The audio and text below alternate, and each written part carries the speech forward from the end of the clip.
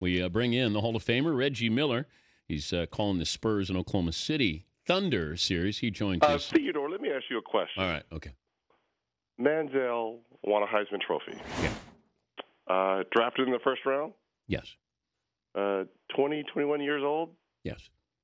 Wouldn't we be more upset that he's not in Vegas partying? Seriously.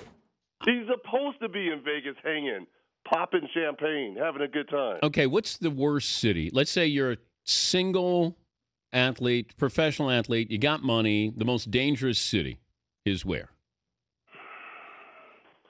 Wow. There's choices here now.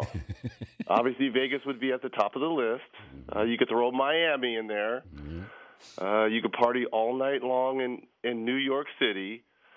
But I would have to say it would be Vegas because of the gambling, 24/7 access to anything you want.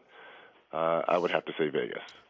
How about the least trouble? What city would be the one where you can't get in trouble? Well, I had a beautiful Memorial Day here in Oklahoma City. Was it quiet?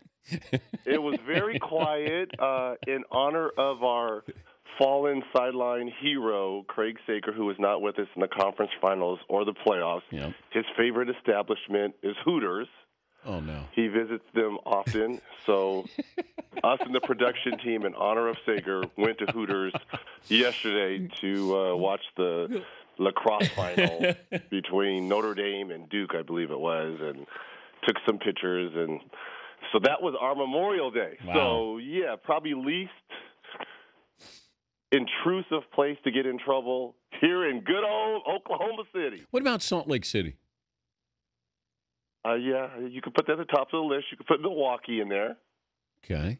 Well, did you stay at that hotel that was supposed to be haunted in Milwaukee? We're here now, and I'm telling you this. It's 100% absolutely true, and I'm going to tell all the people that are listening and watching this. What? The Skirvin. So I go to bed. I put a bottle of water next to the nightstand. I get up, and it's on the other side. Now, maybe I was in a haze when I went to sleep or whatever, which I wasn't, but the water bottle had been moved. Something is going on here at the Skirvin. Oh, so I thought that the one in Milwaukee isn't the. No, we're here in Oklahoma I know, City. but the isn't Skirvin here? But Reg, isn't there a downtown hotel that you guys The stay? Sister. Yes, isn't that supposed to be haunted? Well, here's the thing. Milwaukee has not been on Turner's radar for the last 10 years, so I really couldn't give you an update on that. But I can only speak to the Skirvin here, and it is haunted. He's Reggie Miller. He's got tonight's game, Spurs and the now we got a series. Reg, Ibaka is back. Hello? We have a series, right? Yes, we do. Ibaka's back, right? Absolutely. I'll go as far as to say this. Oh. If the Thunder win tonight and tie this thing up, the Thunder are in full control. Whoa! Because I will tell you why. With Ibaka in the lineup, this Oklahoma City team has beaten the Spurs, I think, 6 or 7 straight times. And the thing that confuses the Spurs has been their ability to control the paint, which they didn't do in games 1 and 2. And when they do that pick and roll with Serge Ibaka, with Westbrook and/or Kevin Durant, in games 1 and 2, that slip man was Nick Collison.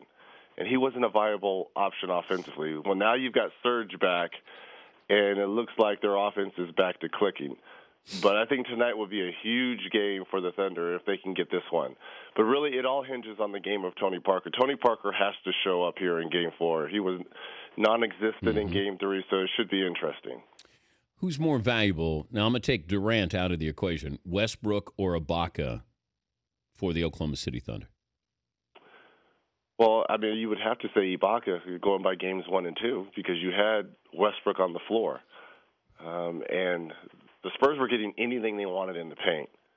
And you got to have a paint presence because Tim Duncan and the way that Tony Parker is able to maneuver and get all those guys going because he collapses the defense once he penetrates and kicks out. And all those threes from Danny Green and Marco Bellinelli and Manu Ginobili were wide open in games 1 and 2.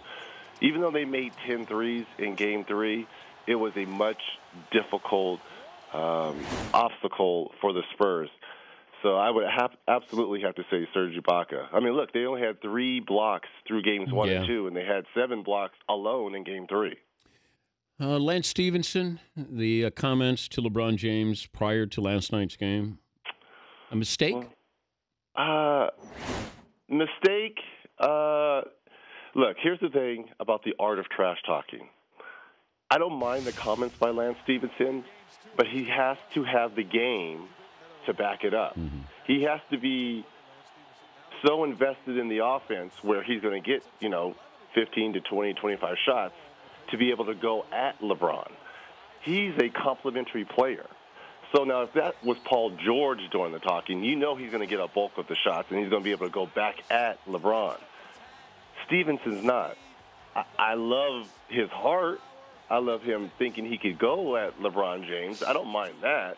But you've got to be able to have the game to back it up. This is no disrespect to him because he was trying something. It just didn't work. But you've got to be able to be a number 1 or 2 option in the offense if you're going to be able to talk mess to the best player in the game. And Stevenson is not number 1 or 2 option on the Pacers team. Well, the one thing I said to start the show is I at least give him credit for being aggressive and trying. Some of these guys, I have to question if they have a pulse here. And Stevenson is at least, he's trying. It didn't work. But it's not like LeBron went for 49 like he did against Paul Pierce. Right. He had a game that's similar to his averages. It just nobody stepped up. He didn't step up, obviously, but his teammates didn't. Roy Hibbert, once again, MIA. It's disappointing because this was a huge opportunity for them to even this series up. And let's give all the credit to the Heat. Chris Bosh, there was a sighting. He actually showed up, and he performed well. And I think that was part of Eric Spoelstra's game plan, was to get him going offensively, which they did. Is he a Hall of Famer? Yes. Look, he has 2 working on 3 championships. Yeah. At the end of the day, he'll be close to 20,000 points, I believe. I mean, I'm sure one of the Danettes can look that up.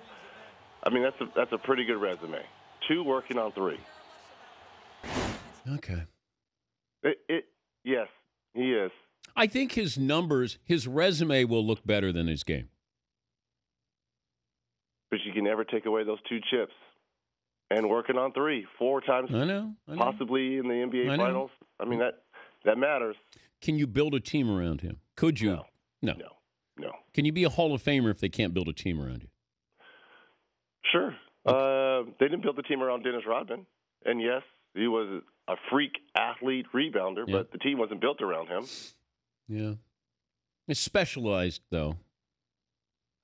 Yeah, but, I mean, Chris was Who would you rather have, at Toronto? Rodman or Bosh? What's that? Rodman or Bosh? Right now? At their peak. Oh, Rodman. Easy. Okay. Easy. No, not even a question. Really? Yeah, easy. Rodman and Bill Laimbeer, those guys you hated. Mahorn, I so wish I could have played with them. Those were my kind of guys. But you had to Loved be them. physical, though, Reg. What's that? You had to be physical. Yeah, and I will tell you again, you don't play in the Central Division. Oh, here we go. 18 years, one team, and not be physical. Don't let these skinny guns fool you, Theodore. Did you ever lift weights?